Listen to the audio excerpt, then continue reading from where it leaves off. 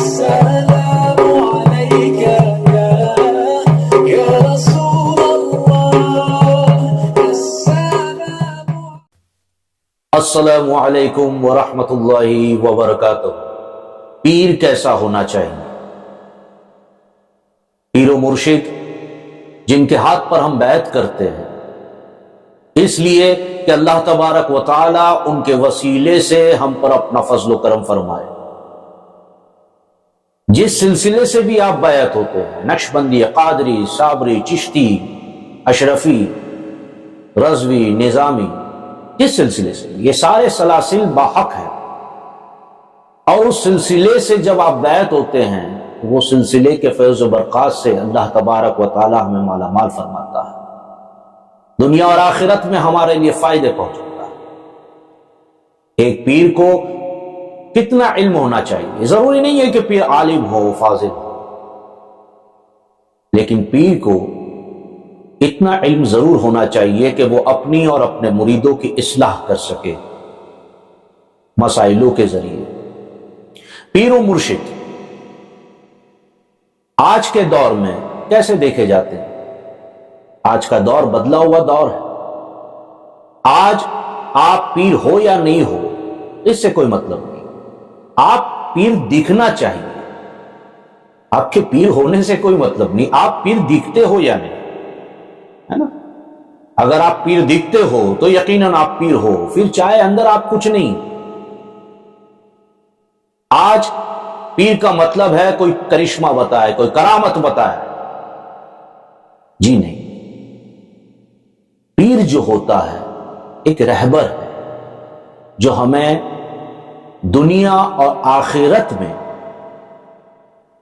کس طرح رہنا ہے اور اس کے لیے کیا کمانا ہے، کس طرح زندگی کو جینا ہے، یہ سکھاتا ہے. یہ ہوتا ہے پیر. آج بھی ایسے بے شمار پیر و مرشد موجود ہیں کہ وہ خوش قسمتی ہوگا جو ان کے ہاتھ پر بیعت کرے. بے شمار. کیسے ہوتے ہیں پیر؟ پیر ایسے ہوتے ہیں جیسے میں نے کہا، حضور سرکار کلام مختار اشرف رحمت اللہ علیہ، حضور سرکار اعلیٰ حاجی نصیر الدین قادری نقشبندی رحمت اللہ علیہ، حضور سرکار شیخ الاسلام مولانا مدنی میاں صاحب مدظ اللہ العالی، حضور میاں صاحب شبیر حسین قادری نقشبندی مدظ اللہ العالی. یہ ہوتے ہیں پیر. ایسے ہوتے ہیں پیر. ایسا نہیں ہے کہ اس زمانے میں، اس دور میں سبھی پیر جو ہیں وہ صرف ایک ٹھگ کا کام کرتے ہیں، ٹھگنے کا کام کرتے ہیں. نہیں، ایسے بے شمار پیر موجود ہیں کہ وہ خوش قسمت ہوگا جو ان کے ہاتھ پر بیعت کرے. لیکن آج کا موجودہ جو دور ہے وہ الگ ہے. آج کے دور میں آپ پیر ہو یا نہ ہو اس سے کوئی مطلب نہیں. آپ پیر دکھنے چاہیے لوگوں کے سامنے، تب لوگ مانتے ہیں کہ آپ پیر و مرشد. ایسا نہیں ہے. آج کل آپ نے دیکھا کسی مرید نے پیر کو دعوت دی، مگر ہم پیر صاحب یہ سوچتے نہیں ہیں کہ دعوت دینے والا مرید کتنا غریب ہے، ضرورت مند ہے. ارے اس نے تو محبت و پیار اور عقیدت سے دعوت دی کہ میرا پیر میرے گھر میں، میرے دکانوں میں قدم کرے گا تو اللہ تعالیٰ مجھ پر رحم فرمائے گا، رحمت فرمائے گا. لیکن ہم پیر صاحب یہ نہیں سوچتے. چلے گئے 20 25 30 لوگوں کو لے کر بغیر سوچے سمجھے کہ وہ مرید کی کیپیسٹی کتنی ہے، کیا وہ ہم سب کو کھانا کھلا پائے گا؟ پھر بیچارہ یہاں وہاں قرض کرتا ہے. تو یہ تو پیر رحمت بن کے جانا تھا، زحمت بن گیا. اسی لیے کہتا ہوں پیر کیسا ہونا چاہیے یہ بتا دیا پیران پیر نے، روشن ضمیر نے، قطب ربانی، شیخ لامکانی، محبوب سبحانی، شیخ عبد القادر جیلانی غوث اعظم رحمت اللہ علیہ، شہنشاہ اولیاء، سلطان الاولیاء. آپ نے اس کا درس دیا ہمیں کہ ایک پیر کو کیسا ہونا چاہیے اپنے مرید کے لیے. وہ غوث اعظم جس کو دیکھنے کے لیے، جن کی زیارت کے لیے ملائکہ ترستے، جن کی زیارت کے لیے فرشتے ترستے ہیں۔ غوث اعظم نے ایک مرتبہ حج کا فیصلہ کیا کہ حج کے لیے جائیں گے۔ سامان سفر باندھا، چند مریدوں کے ساتھ وہ حج کے لیے روانہ ہوئے عراق سے مکہ۔ اب راستے میں جتنے گاؤں شہر آتے ہوں گے سب کو پتا چل گیا تھا کہ حضور غوث اعظم حج کے لیے تشریف لے جا رہے ہیں، تو ہر کوئی چاہتا تھا کہ حضور غوث اعظم ہمارے یہاں ٹھہرے، ہماری مہمان نوازی کو قبول کرے۔ تڑپ رہے تھے لوگ غوث اعظم کی دعوت کرنے کے لیے، ان کی زیارت کرنے کے لیے، لیکن میرے پیر کا کیا کہنا، روشن ضمیر کا کیا کہنا۔ غوث اعظم جب سفر کو چلے تو شام ہو گئی، ایک گاؤں آیا، وہ گاؤں کے سارے لوگ راستے پر آ گئے غوث اعظم کی زیارت کے لیے۔ کسی نے ہاتھ چومنا شروع کر دیا، کسی نے پیروں کی بوسہ لینا شروع کر دیا۔ کئی لوگ آگے آئے اور کہا سرکار آج کی رات آپ ہمارے یہاں ٹھہریے، میرا عالیشان محل ہے،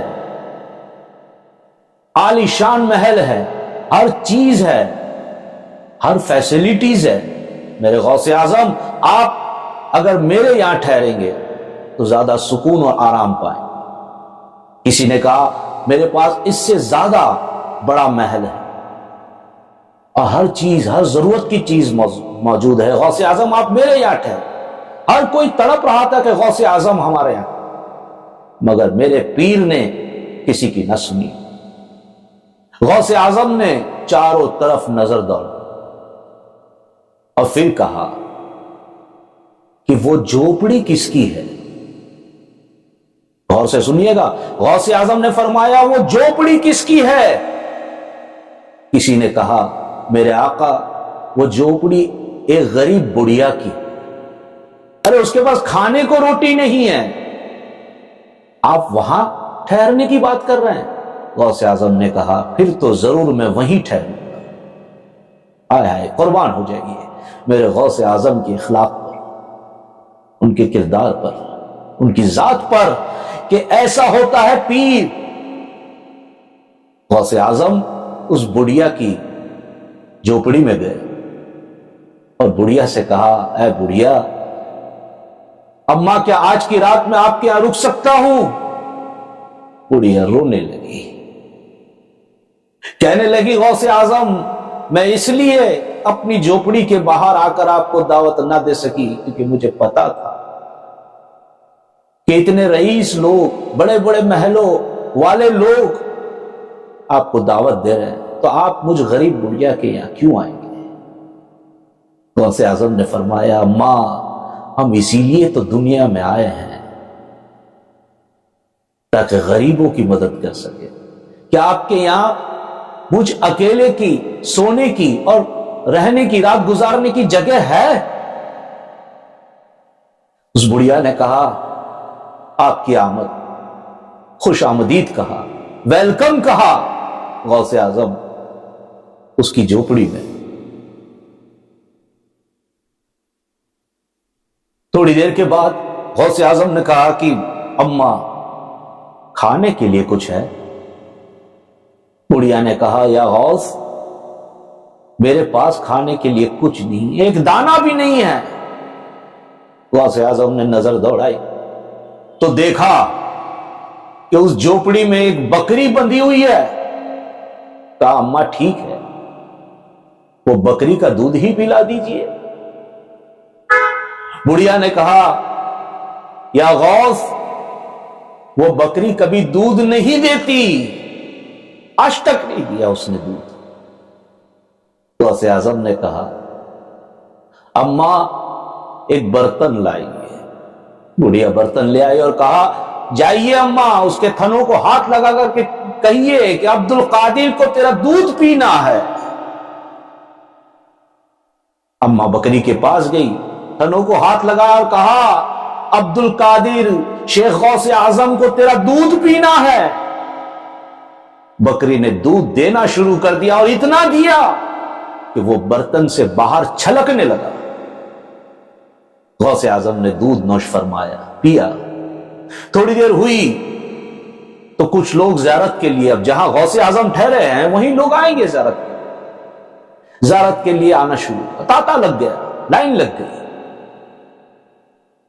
کوئی روپیہ پیسہ تحفتاً دینے لگا، کوئی زیورات دینے لگا، کوئی کچھ تو کوئی کچھ دینے لگا۔ جب صبح ہوئی تو غوث اعظم نے اپنے مریدوں سے کہا چلو سفر کے لیے تیار ہو جاؤ۔ وہ جو سارا سامان تھا جو رات بھر لوگ زیارت کرنے آئے تھے اور انہوں نے جو تحفتاً نذرتاً جو سامان دیا تھا، پیسے، کپڑا، زیورات، سونا چاندی، جو کچھ بھی، غوث اعظم نے اس بڑھیا کو دے دیا اور کہا ماں اس پر تمہارا حق ہے، ارے قربان جائیے رحمت والے پیر، تمہارا حق ہے، تم رکھ لو اسے۔ بڑھیا نے رکھ لیا۔ غوث اعظم حج کے سفر کے لیے روانہ ہو، وہاں سے آگے آپ نے حج کیا، اور جب واپسی یعنی ریٹرن ہوئے تو اسی گاؤں میں پہنچے اور شام ہو گئی، واپس لوگ آنے لگے، غوث اعظم اس بار میرے گھر رکیے، اس بار میرے گھر رکیے۔ وہ بڑھیا غوث اعظم کے قریب آئی اور کہنے لگی یا پیران پیر دستگیر روشن زمین، آپ بڑے رحمت والے پیر، پہلی میری جھوپڑی تھی، پہلے میری جھوپڑی تھی، آپ کے قدم جب میری جھوپڑی میں پڑے تو میرے غوث آج وہ جھوپڑی کی جگہ محل ہو چکا ہے، کیونکہ جو تحفے آپ کو دیے گئے تھے آپ نے مجھے عطا کر دیے، اور اسی سے میں نے ایک بڑا محل بنا لیا۔ اب میرے پاس کھانے کے لیے بھی ہے اور اتنا عالی شان محل ہے۔ غوث اعظم آپ میرے محل میں، یہ اس بڑھیا نے کہا، جھوپڑی سے محل ہو گیا، آپ میرے محل میں رکیے۔ غوث اعظم مسکرائے اور فرمایا نہیں اب اور ایک جھوپڑی کی تلاش ہے، یہ ہے میرے غوث اعظم، یہ ایسا ہوتا ہے پیر، رحمتوں والا پیر۔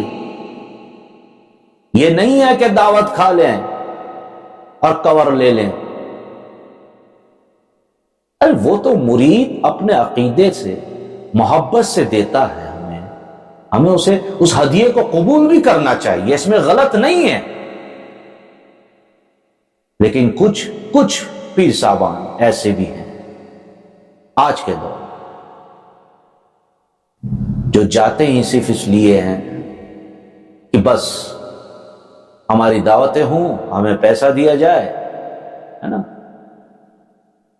نہیں، بالکل وہ تحفہ ہمیں قبول کرنا چاہیے،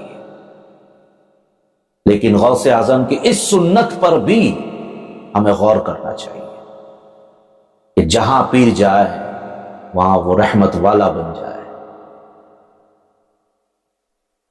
میرے غوث اعظم کی یہ شان انشاءاللہ اگلے ویڈیو میں بھی ہم ضرور تذکرہ کریں گے۔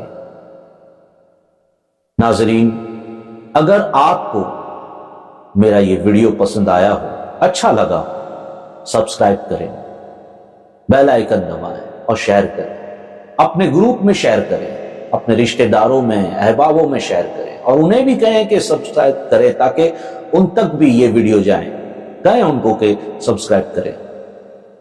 انشاءاللہ ایسے ہی روح کو تازہ کر دینے والا، ایمان کو تازہ کر دینے والے واقعات ہم یقیناً آگے بھی انشاءاللہ تعالی آپ کی خدمت میں پیش کریں گے۔ جزاک اللہ خیر، السلام علیکم ورحمۃ اللہ وبرکاتہ۔